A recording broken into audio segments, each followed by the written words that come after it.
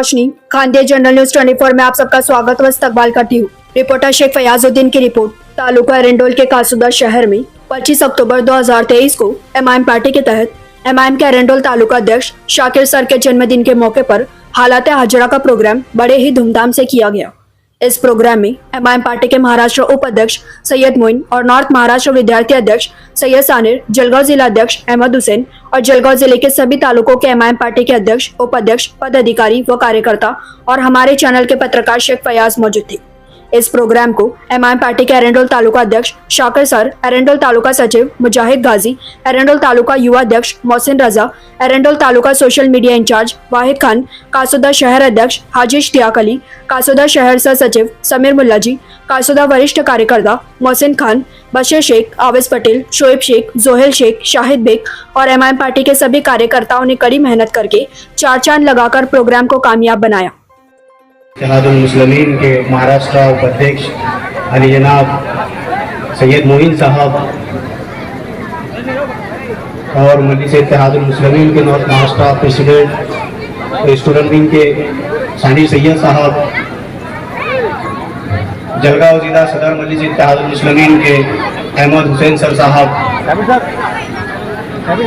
और मजलिस इत्तेहादुल मुस्लिमीन के तमाम जिम्मेदारान जो अलग अलग शहरों से आज कासुदा शहर तशरीफ लाए हैं, मैं इन तमाम हज़रात का दिल की गहराइयों से और कासुदा शहर मजलिस इत्तेहादुल मुस्लिमीन यूनिट की जानिब से कासुदा शहर में इनका दिल की गहराइयों से खैर मकदम करता हूँ।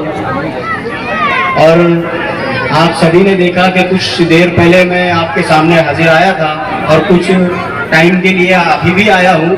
कुछ ज्यादा बातें तो नहीं कर सकता आपसे। आज ये जो ठीक कहलाता है वो बच्चा एक ऐसा मर्द मुजाहिद था, वो बच्चा जिसके लिए सैयद मोइन साहब उनकी मोहब्बत में वहां तशरीफ लाए थे। और सैयद मोइन साहब, मैं आपसे मुखातिब हूँ इस वक्त के उस सभा में, उस जलसे में बारिश शुरू हो गई थी। बारिश, जब मैं सैयद मोइन साहब को माइक पर बुलाया तो बारिश शुरू हो गई। लोग कुर्सियां खाली नहीं किए, कुर्सियों पे बैठकर बारिश होते हुए सैयद मोइन साहब को बगौर समाज किया और शहादत के लोगों ने बता दिया कि यहाँ मजलिस इत्तेहादुल मुस्लिमीन की हम सीट ला कर रहेंगे, यहाँ से कारपोरेटर हम चुनकर देंगे और यहाँ पर मजलिस का झंडा हम लोग फहराएंगे। सैयद मोइन साहब जब वहां खिताब फरमा रहे थे तो उस वक्त भी मैं ये शेर पढ़ा था और आज भी ये शेर पढ़ना चाहूंगा और देखना चाहूंगा। उस वक्त आदित्यनाथ योगी का एक बयान आया था कि हिंदुस्तान में बच्चों की तादाद बढ़ती जा रही है, बच्चों की संख्या बढ़ती जा रही है। तो मेरे भाई, ओ भाई, ये ऐसा आगे से मत जाओ प्लीज यार, प्लीज यार। तो उस वक्त आदित्यनाथ योगी का एक बयान आया और उसने बयान में यह कहा कि हिंदुस्तान के बच्चे थे तो आदित्यनाथ योगी के बारे में वो शब्द कहे जो मेरे शेर से मिलते हैं। सैयद मोइन साहब, कोई तवज्जो दे या ना दे, ये पूरा मजमा मेरे ऊपर तवज्जो दे रहा है और आपकी तवज्जो का तालिब हूं। ये शेर दायमी होना चाहिए। हिंदुस्तान से मैं मुखातिब होता हूं, हुकूमत से मुखातिब होते हुए मेरा ये शेर और आप लोगों की दुआएं चाहिए मुझे। अब कासुदा वाले मुझे बता देना कि आप मजलिस से कितनी मोहब्बत करते हैं और कासुदा में मजलिस का झंडा फहराना चाहते हैं कि नहीं। अगर नहीं चाहते हैं तो मेरे शेर पर कोई शख्स नहीं बोलेगा और अगर चाहते हैं तो मेरे शेर पर बोलकर बताना, हाथ उठाकर बता देना ये चौथी लाइन पर कि इसके वफा में हद से गुजरना सबके बस की बात नहीं, देश की खातिर जीना मरना सबके बस की बात नहीं। शाकिर साहब, ओ शाकिर साहब, इसके वफा में हद से गुजरना सबके बस की बात नहीं, इसके वफा में हद से गुजरना सबके बस की बात नहीं, देश की खातिर जीना मरना सबके बस की बात नहीं, इसके वफा में हद से गुजरना सबके बस की बात नहीं, देश की खातिर जीना मरना सबके बस की बात नहीं। अरे जिस पे कर्म होता है खुदा का उसके बस में है, वरना 10 बच्चे पैदा करना सबके बस की बात। तैयार हो क्या? अगर नहीं हो तो आपको मजलिस-ए-इत्तेहादुल मुस्लिमीन का साथ देना होगा, क्योंकि पूरे हिंदुस्तान में एक वाहिद जमात है जो आपका और आपके हकूक की हिफाजत करती है। मजलिस-ए-इत्तेहादुल मुस्लिमीन की बुनियाद 1952 में रखी गई। जब ये जो चाय वाला है ना, इसकी पार्टी का वजूद भी मौजूद नहीं था, ये पार्टी वजूद में भी नहीं आई थी, तब मजलिस-ए-इत्तेहादुल मुस्लिमीन अहलिया ने कासूदा की ये मोहब्बत देखकर अल्हम्दुलिल्लाह ये दिल खुशी से बाग बाग हो गया और आज इस बात का एहसास हो गया कि इंशाअल्लाह ताला नज़ीम आने वाला वक्त इस कासूदी की सरजमीन पर मजलिस-ए-इत्तेहादुल मुस्लिमीन का है इंशाअल्लाह। आपके कासूदों की सरजमीन से ताल्लुक रखने वाले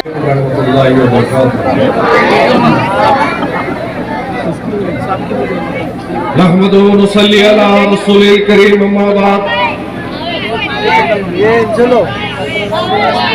औज़ु बिल्लाहि मिनश शैतानिर रजीम, बिस्मिल्लाहिर रहमानिर रहीम। शहर नशीन पर तशरीफ फरमा मजलिस-ए-इत्तेहादुल मुस्लिमीन एरंडोल के ताल्लुका सदर जनाब शाकिर सर साहब, अहमद साहब, सानेर साहब, रिहान जागीरदार साहब, मुजाहिद काजी साहब, इश्तियाक हाजी साहब, शह नशीन पर तशरीफ फरमा मजलिस-ए-इत्तेहादुल मुस्लिमीन के जिम्मेदारान, कासूदा के गय्यूर मुसलमानों और जहां तक मेरी आवाज जा रही है कि आज उन बिलखती हुई माओं की सिसकियां, आज उन रोते हुए मासूम बच्चों की सदाएं तुम्हारे कानों में आवाज दे रही है कि है कोई जो फलस्तीन के इन गैरतमंदों के लिए वो आवाज उठाने वाला। आज फलस्तीन के वो मुजाहिदीन तुम्हें आवाज दे रहे हैं, पुकार रहे हैं।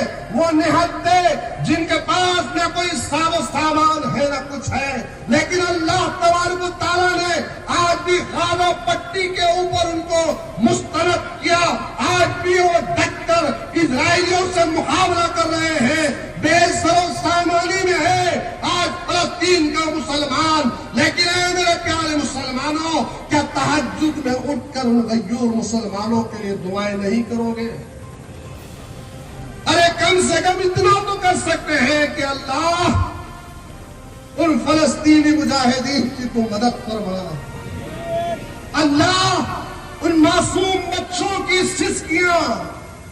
एक ऐसा बच्चा जिसके पास एक रिपोर्टर पहुंचा और पहुंचकर कहता है कि बताओ तुम बड़ा होकर क्या बनना चाहते हो, बताओ।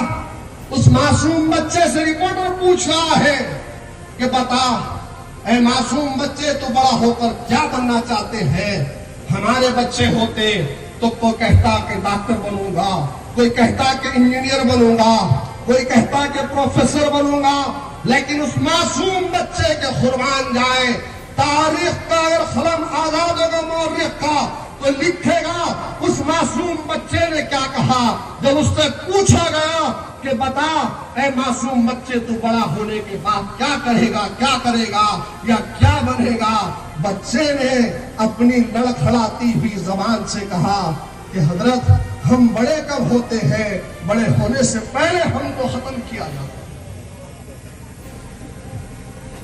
आज वो मासूम बच्चों की आए हुए आवाज दे रही है।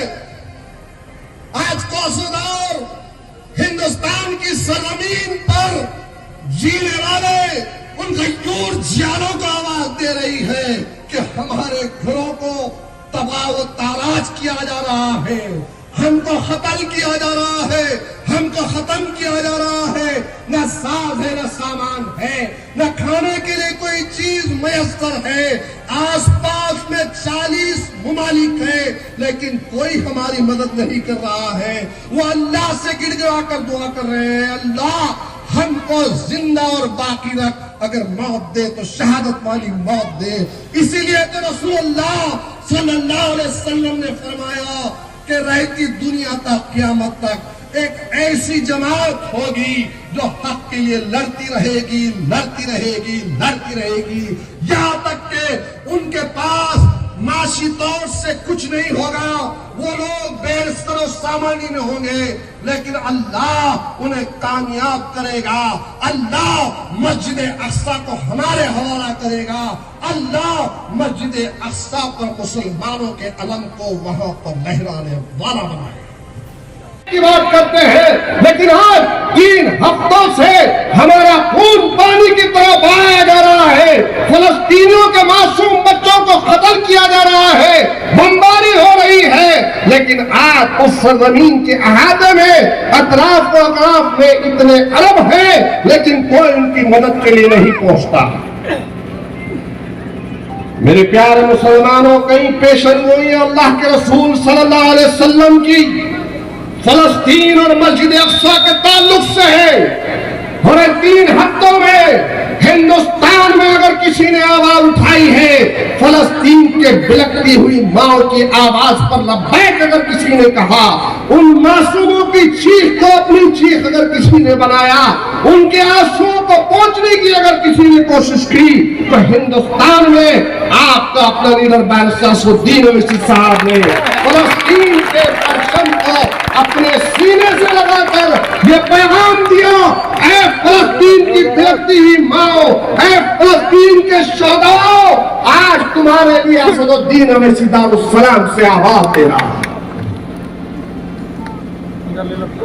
मेरे प्यारे मुसलमानों, दुनिया हमारी तारीख से वाकिफ नहीं है। तो दोस्तों, ये न्यूज़ चैनल हर वक्त आपकी आवाज़ को अपनी आवाज़ बनाएगा और हर खबर को सच के साथ आपके पास पहुंचाता रहेगा। हर खबर आपके पास पहुंच सके, इसलिए इस चैनल को सब्सक्राइब, लाइक और शेयर ज़रूर कीजिए। फिर मुलाकात होगी सच के साथ आपके पास नई खबर के साथ।